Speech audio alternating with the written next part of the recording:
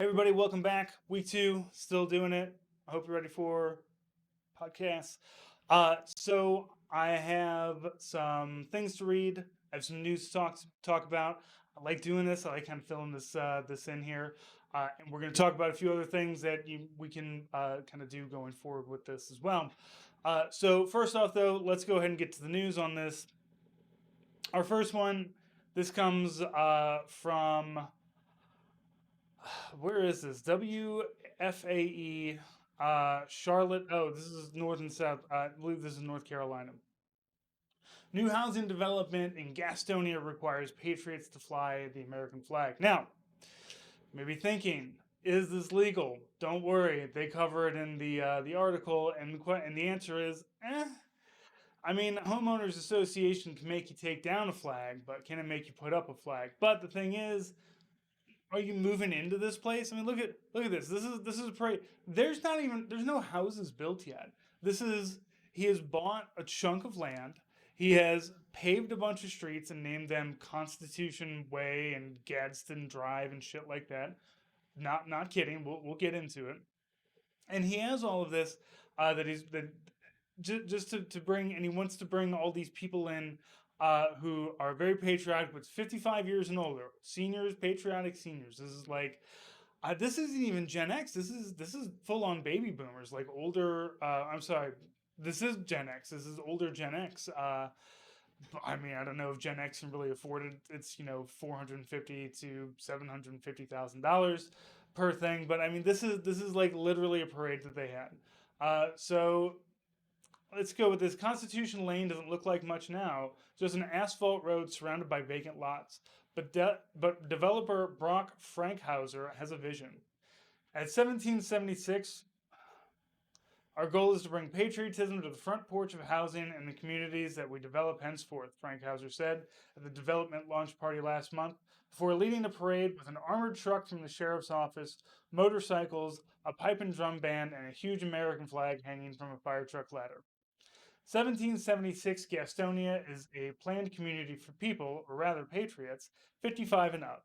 A highlight video captured the declaration with the Star Spangled Banner swelling behind him.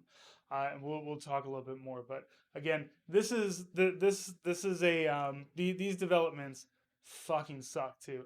Now we have them go up all around here. McBride is the company that buys them up here. Um, I I'm not I don't buy new housing. I don't trust it. I don't trust new build. I don't trust new construction. The house that I live in now was post World War II. It's probably about 60 or 70 years old and it's fucking solid. Now, it's not it's a brick it's a rectangle made out of bricks with a poured concrete foundation that does not leak or anything like that. And then my in-laws have some new construction and it's a very nice house. I live in a nice area. It is not insane and like forces you to be patriotic like this, but it does like it. I don't know. It just doesn't feel as solid as the house that I have now. So I wouldn't live there for multiple reasons. Can't afford it. Not a fascist, and also I don't like the kind of structures that they build. So he continues, my purpose is to unite citizens and to do so under the broadest of commonalities, and that is our great nation. And then we have a great picture of him standing with his aviator glasses, staring off into nothing, staring off into his empty lots of nothing. Now, again, I don't know where the legality of this is going to be coming from, but to be honest, who's going to be moving in here but people who want exactly this? And Frank Howler says that like he's getting calls to do more of these. Now, he wouldn't be the first Republican to lie about some bullshit to pump up his own brand. But this the literal creating these what are the uh, creating these echo chambers with like literally you're just living in a cul-de-sac with other assholes like you. You got to live around other people. You got to have a little bit of time around other people and get to learn how to be around people who are different than you. That's a fucking skill. That's a skill. And if you don't have that ability, if you can't like exist near people who are just like, I mean, America, take it or leave it, whatever. Then I don't understand, like, and I don't understand, like, also wanting to rally around something like this, to rally around this concept of America, to where you will buy a house where you have to fly a flag. And of course, what does enforcement here look like? Like, let's be honest, this is a lot of like lacquer on top of some shitty houses that are going to be built and sold to people. Uh, this is a guy who is creating buzz in a way that is going to get people to pay attention. I'm paying attention. Why not? But it's also you're not going to enforce this. You're not going to drive around in your buggy and like bang on people's doors and demand that they put a flag up or something.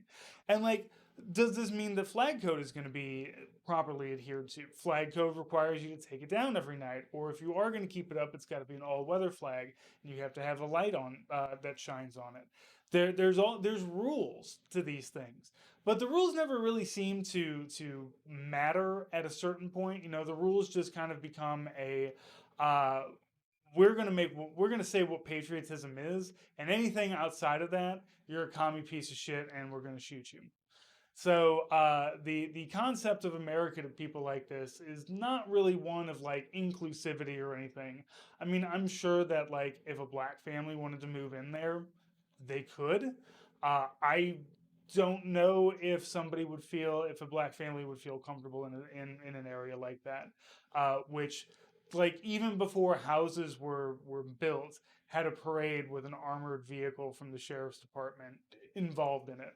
That's putting out a message. There's something that you're specifically trying to say there.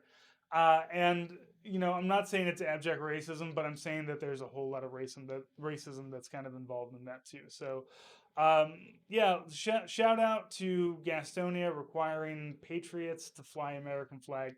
Again, this is still in very much concept stage. Like he's got the stuff, he's got what he needs, the land, and he's got the infrastructure already put in. So that's good. Although I do like later on in the article there is a mention of because his the community is on Instagram 1776 community, but there's a picture of like these two Glock uh, 19s, I guess, but they're like red. Like the slides have the blue and the white stars, and then the stripes on the hands, and it got like deleted when somebody asked him about it. Like, oh, that was a personal gift. It wasn't supposed to go up on there.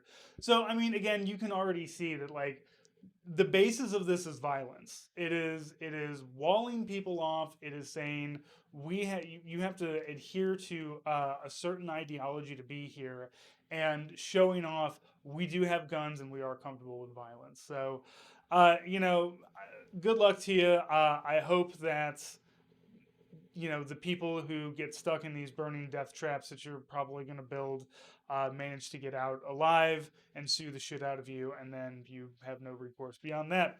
Go fuck yourself, man.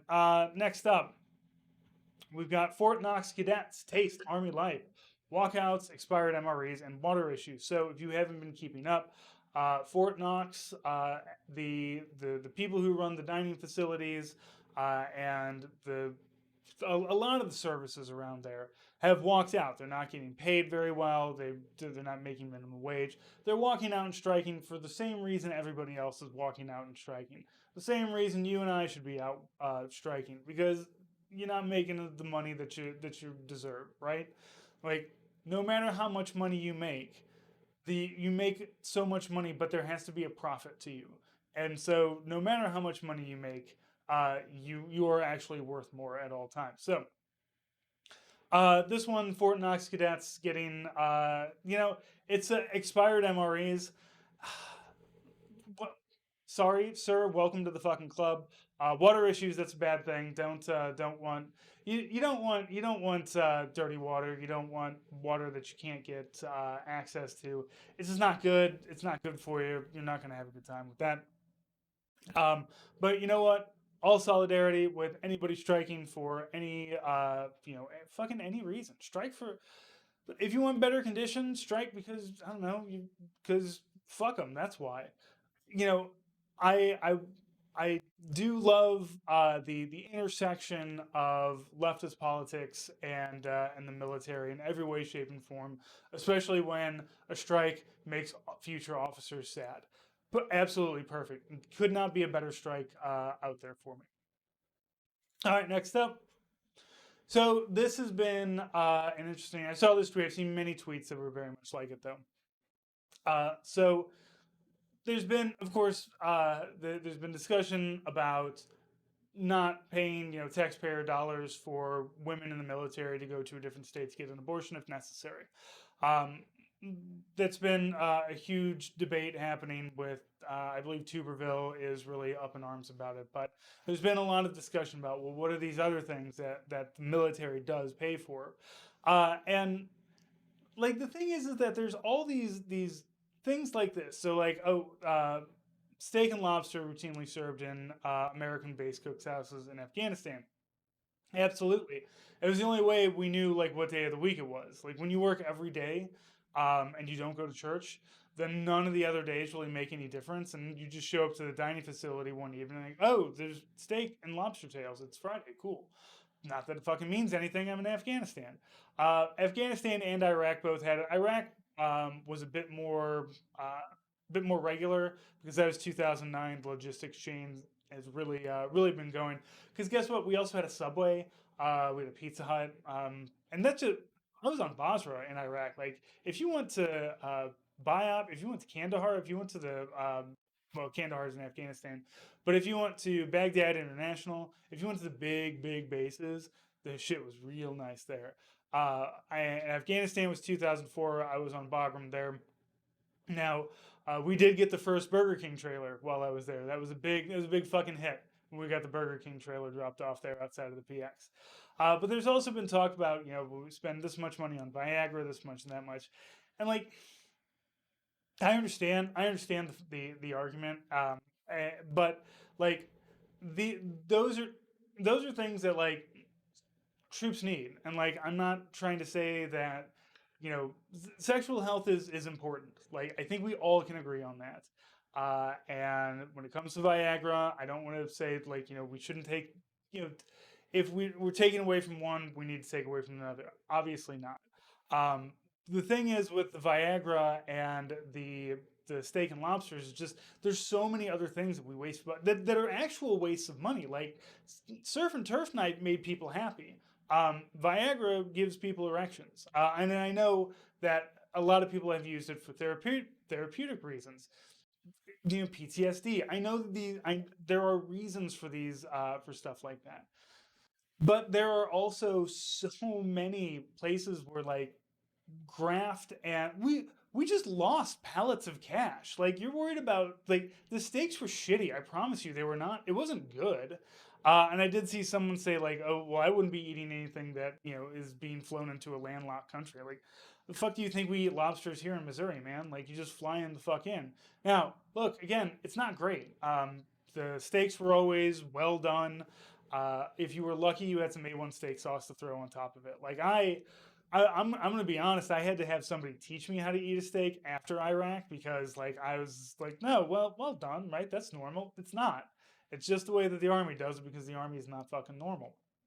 So uh, there's a lot of things to attack, and I know Nate and I have discussed all kinds of places where we've seen just wanton wastes of money, flushing money down the toilets on contractors that don't do the work that they're supposed to do, on equipment that doesn't work, on getting vehicles that nobody knows how to drive, all kinds of stuff. So, I get it.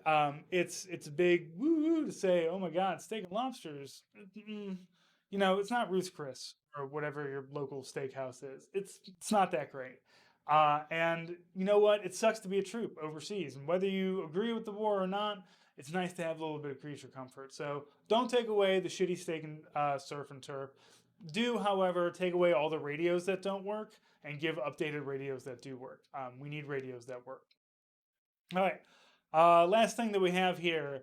Biden issues order to send 3,000 reserve troops to Europe. So this was a big one that was around last week. And I didn't really weigh in on it because it's going to be very difficult to. It's hard to tweet about it, right? Like it's something that needs to kind of be talked about aloud. And this past week I had a podcast with Davis Winky, who writes for the Army Times, come out. We talked about National Guard and things like that. National Guard and Reserve are very like kind of weird and different. They're just they don't operate the same way that the active duty does. The National Guard, if you haven't listened to the podcast, I'll kind of give you a quick rundown. The National Guard is basically what the state militia is. It is run and funded for the most part by the state. The governor is the commander in chief of the National Guard. Now, however, if you join the National Guard, you go to Fort Benning or you go to Fort Knox or Fort Leonard Wood or wherever your friendly neighborhood federal basic training is. You go through federal basic training, you're given a federal paycheck and everything like that while you're out there. So there, and that's why the National Guard was really leaned on very heavily during Iraq and Afghanistan. And I was a reservist. Both times that I deployed, I did not deploy with the unit that I was in. The first time I deployed as an individual augmentee, which in 2004 it just meant I don't know, fuck it, he wants to go, send him on out there. And then 2009 was what's called cross-leveled, which is when a unit is being deployed, but oh, guess what? That unit doesn't have enough people in it, so we're gonna grab, and plug them on into this unit, fill the unit's ranks out. So I was with the 367th out of Ohio, spent a little bit of time in Ohio before we went out to Iraq. I know I make fun of Ohio a lot, as everybody does and as everybody should, but I did great bunch of people that I was out there with and like really only half of them were from Ohio, so the unit wasn't too bad. But the way that the National Guard operates in that kind of way, the National Guard can get called up. The 34th Infantry Division was in Iraq when I went there. They were in charge of RC East, which is where we were in no South, RC South, Clifton, Basra. Sorry, I had to do my geography in my head. So the the uh, Minnesota National Guard was out there, and they're great, do great. They did great work doing just running stuff. They weren't like the ground pounders. They weren't doing the infantry run around and shoot stuff kind of things. And I mean, really, in 2009 in Iraq, there wasn't a whole lot of that going on. I was there right when it ticked over to Operation New Dawn, and then it kind of then it ended in 2011. So I left in 2010, and ended. Major combat operations stopped. But anyway, so the National Guard is great. They plug in holes and they are very heavily utilized. The reserve very much as well. Like so when if the reserve unit that I was in when I went to Iraq was going to augment the public affairs department detachment that was there. So we were going there to augment with the 38th, 38th, yeah, to augment with the Red Bulls and be their helpers. Like they brought their small public affairs detachment, but the point of our mobile public affairs detachments is to be a larger element that can kind of be lifted up, dropped off, do all the things that you need to do public affairs stuff. So reserve and IRR being called up. IRR is individual ready reserve. It is an option that some people have on their contracts. My first contract, I'm going through a lot of Francis Army lore here, but my initial contract was 6 years active reserve, 2 years inactive, and that's what the IRR is. So I did my 6 years. I said, I like it. It's fine. I don't mind showing up to drill. So I did another 2 years. I just signed to say like, no, I want to stay actively drilling, and then it was just a snowball effect, and then it was fucking 20 years, and I had a podcast, and I was very confused about what happened. But the National Guard and the reserves being kind of activated for something, or I'm sorry, the IRR being, they're not even being activated. They're just like somebody's kind of coming out and tapping them on the shoulder and saying, "Hey, we might need you." These are not combat soldiers. They are logistical people. They the signal people, public affairs, probably civil affairs, I'm sure. So there's a lot of there's a lot of hullabaloo about nothing on this. And the thing is that they're being rotated over to Europe because like the Europe batteries that are running like the Patriot missiles and stuff like that, they're worn down because they're not getting their they're not rotating home. They're spending their careers, like half of their careers, away from their families. People don't like that. And which is a very strange thing because I remember we did that all through Iraq and Afghanistan, especially during the surge years. And you've got, God, some poor bastards out there that have like 6 or 7 deployments under their belts because they were just constantly getting rotated through 1 year on, 1 year off. Now we're doing that. We're not even at war anymore. Like we've got some combat operations, but nothing in the way that we used to have it. But yet somehow all of our troops are still tired, and we need more money to go into the defense funding. So I don't know. I don't understand how any of that shit works. But I do understand how this works. It's not something to be too worried about. Uh, Biden is, I don't know, getting some people, sending some reserve troops out to plug some holes, to let people rotate home, letting other people know, hey, we might need you. And the thing is, when you're in IRR, yeah, you're kind of you're saying, look, I won't show up anymore. I don't want to show up. I want to be able to grow a beard, but yeah, for 2 years you can tap me. So it's not as bad. It's not like being stop lost or something like that. So I don't really see IRR getting used. Probably not. We'll see. I'm always open to have my open to be incorrect. So so that's the news that I have for today. Let's go ahead and swap on over into our readings for today. Our first reading is going to be from a publication called Camp News. Looks like this was published out of Chicago, Illinois. It does discuss a few kind of Midwestern things inside of it, but and the article that we're going to read is going to be about Camp McCoy, which is now Fort McCoy, which is up in Wisconsin, which has always been kind of a big training base for Midwestern Reserve National Guard troops. Actually, I don't know if National Guard goes up there, but so this is 1972.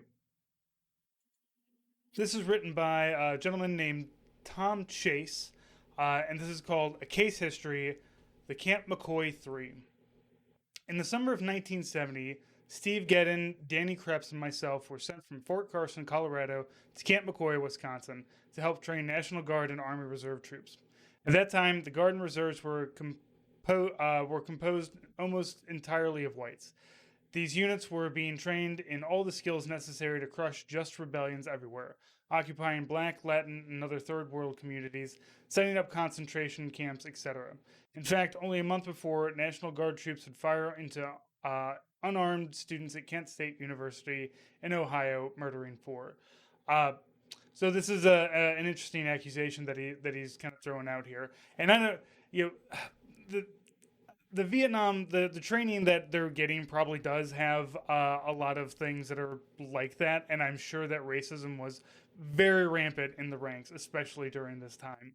But the idea that it was being done specifically for those things, I'm a little suspect. But I'm also willing to have my mind changed on that. So, continuing, at Camp McCoy, there's widespread discontent among the lower ranking enlisted men. The problem that faced the 3 of us was that the changing low-level grumblings into strong resistance to the dictatorship of the brass. As soon as we arrived, we started distributing copies of the bond and rapping with the guys. We found that racism was rampant on and off post. The barracks were in a state of disrepair, drafty and leaky. Does that sound familiar? Many of the men had jumped at the chance for this shit tour duty to avoid, they hoped, leaves for Vietnam from Fort Carson, Riley, and Leonard Wood.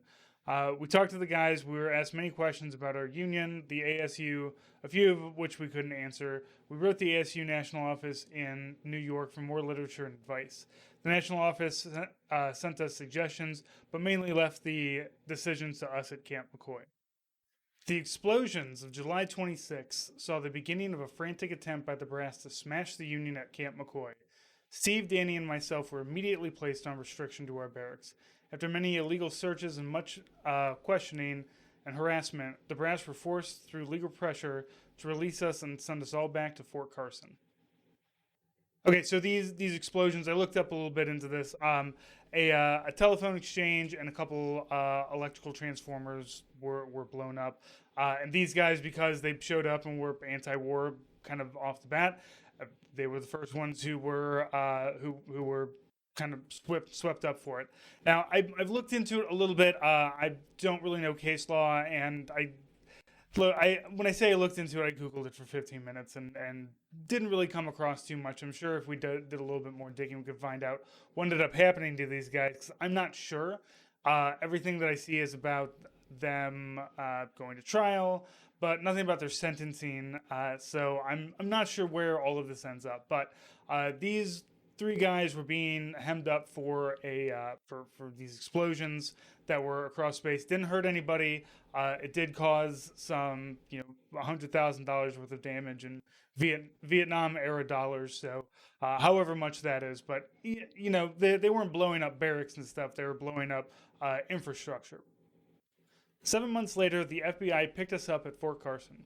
We've been charged by a federal grand jury in Madison, Wisconsin, with destruction of government property, conspiracy, and two other counts of bombing at Camp McCoy. The indictments were announced by Hogg Mitchell himself. We now face 35 years each in prison if convicted and fines of $30,000 apiece.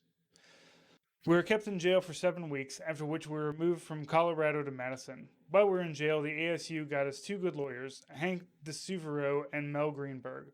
A third lawyer, Lenny Weinglass, later joined Hank and Mel on our defense. In Madison, there was a bail hearing at which our bond was set at a total of $20,000. The ASU was there, and since there were no GIs around Madison, the union organized many civilians to support us. People demonstrated outside of the courthouse carrying signs that said, "Whose Law? Free the Camp McCoy 3, and ASU Power, Stop Union Busting the Military." The courtroom was packed with people who were on our side. They gave us a standing ovation while the pigs brought us from our cell. Friends raised money to set us free. Since being released on bail, we have been honorably separated from the Army and have responded to the government charges with some of our own. All right, so here we go with the response. This is that good, angry leftist veteran shit that you just love to hear. We charge the military and the federal government with conspiring to murder over 1 million people in Indochina and 55,000 GIs, with conspiracy to take all rights away from GIs so that they're forced to do the killing or be killed for something they don't believe, and with conspiracy to destroy the ASU and all attempts of the GIs to organize. We are charged with bombings. We do not believe the government, which has dropped over 1 billion tons of bombs and poisonous chemicals on the people of Indochina, has the right to charge anybody with bombing. Fair point. We have set up a defense committee in Madison through which we will pass out information about the case and attempt to raise money for all the many expenses of getting justice in this country. No date has been set for the trial. At present, we have filed pre-arraignment motions and have requested evidentiary hearings. We hope to have these hearings soon. The Army and the U.S. government have spent many thousands of dollars in 7 months searching, questioning, intimidating, and investigating the bombings of Camp McCoy. After all that time and money, they have no evidence it was Steve, Danny, and myself who bombed Camp McCoy. They searched cars, houses, lockers, barracks, and haven't found a trace of explosives. They have questioned and intimidated hundreds of prospective witnesses and found none who witnessed the bombing. They had offered us deals and attempted to intimidate us. The pigs even want us to rat on each other. They do not understand that our union is stronger than any of their flimsy frame-ups. We will win. Now, our second piece is going to be from the same paper. This one's called GI Union at Campbell. And I picked this one because it's kind of interesting. It's got the platform of the GI Union, which there's always been people talk, especially in the military, talking about unionizing the soldiers. Technically, it is illegal to unionize as federal employees and everything. As I think specifically because we're the military, federal employees can have unions. However, we in the Army are not allowed to have them. Now, nobody's ever been just like handed a union, so obviously, these guys are trying to fight for them. So this one is called GI Union at Campbell. People's House at Fort Campbell celebrates its first birthday this month, and the first anniversary of the abortive firebombing attempt to greet their efforts. Despite that bombing, a few other attacks, and the best effort of the HISC, our brothers and sisters at Fort Campbell and Clarksville are as united as ever. Their latest work is involved in supporting the new GI Union at Campbell, which is described in the article below, reprinted from the People's Press. Last month, a group of active duty GIs from Fort Campbell met at the People's House to discuss and work ways to retain our rights of citizenship under the Constitution, better our position as the workers for a dictatorship army, and have a say in the policies that control our very lives while in the OD green slime. What was resolved was the need for an organized party of GIs within the military to stand up and challenge the Army's concept of fascist rule. Unlike the Army pigs, we agree that we do not want to rule people's minds and bodies, and that for the benefit of the majority, and the majority must make the decisions that rule their lives. To make these decisions, we decided upon a union made up of GIs for collective bargaining with the Green Pigs. After much discussion and criticism, we adopted the name Fort Campbell GI Union. It's 10 hours to come up with that one, I'm sure. The platform consisted of these demands. Platform of the Fort Campbell GI Union, adopted November 2nd, 1971. 1. We want a guarantee of our rights under the Constitution. 2. We want a revision of the UCMJ, the Uniform Code of Military Justice. That's what's in the Army, that's basically the law we follow. We want a revision of the UCMJ and the Army regulations with EM participation, and EM is enlisted men. Guess what? They don't invite the privates to the table. 3. We want an end of inhuman practices in the stockade. Specifically, we want an end to pretrial confinement, better living conditions, an end to restrictions of visitors, and an end on restrictions on mail. So military bases at this time all had stockades because there were plenty of soldiers who would be drafted and be like, I didn't want to actually do this. And they will start doing sabotage things and blowing things up and all kinds of stuff like that. So they go into the stockade, and of course, a lot of these guys probably spent some time in the stockade. I'm sure, I've seen military buildings now. I can't imagine the stockade is great. 4, we want an elected EM council for the establishment and interpretation of post policies. We want this council to have the power to make unannounced inspections on the power to correct grievances. Can you imagine just getting unannounced inspected by an E4 fucking out of nowhere? And I also like the interpretation of post policies. Like what is considered hands in pocket, Sergeant Major? That's what we need to define. Because at the moment, just my fingertips are in my pocket. So legally, what I'm doing is perfectly fine. Now my fingers in the pocket. You see where this goes. It's gonna cause some problems. Very funny problems, however. Always find the biggest jackass E4 that you can and let him be the head of the enlisted men's union. 5. We want an end to the use of Army personnel as strike breakers and riot cops. 6. We want an end to the practice of putting the familiat of Army personnel under Army regulations and pressures. So if you have your family on post, they probably have to deal with a lot of the same kind of pressures and Army regulations, as you said, even though you're not in the Army. We want an end to discrimination based on race, creed, or sex. We want all military personnel to be guaranteed the federal minimum wage. Hell yeah. Number 9, we want an end to the exploitation of GIs by civilian merchants. 10, we want an end to the involuntary and dishonest induction.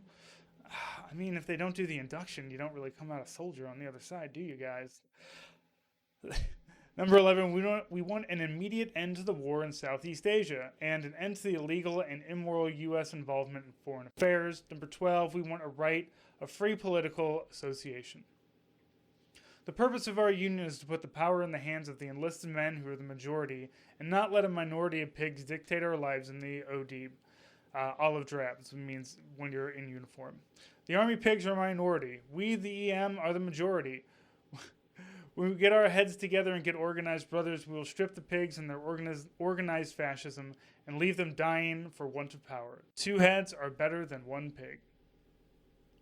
So once again, that's from Camp News. I'll see if I can do a little bit more digging to the McCoy 3, see if I can kind of find out what happened there with those guys, and if they came out of the other side, or if they're all still in prison for blowing up parts of Fort McCoy. And I've been to Fort McCoy a lot of times, and I feel like there should be some kind of commemoration. It's a shitty little base. Like, it's really, like, I can't imagine it's any better than what it was back then. But now it is considered a fort instead of a camp, so maybe it's a little bit better. But so that's what we've got for this week. And next week, I'll have a couple more things to read for you. Thank you guys so much for watching. Keep in mind, if you want more of this, we have a Patreon, patreon.com/hellofaway, where we have 6 years, going on 7 years actually, of bonus content, pretty much an episode a week for, God, 6 years. So we've got all that out there. We also have our store at hellofawaytodie.com.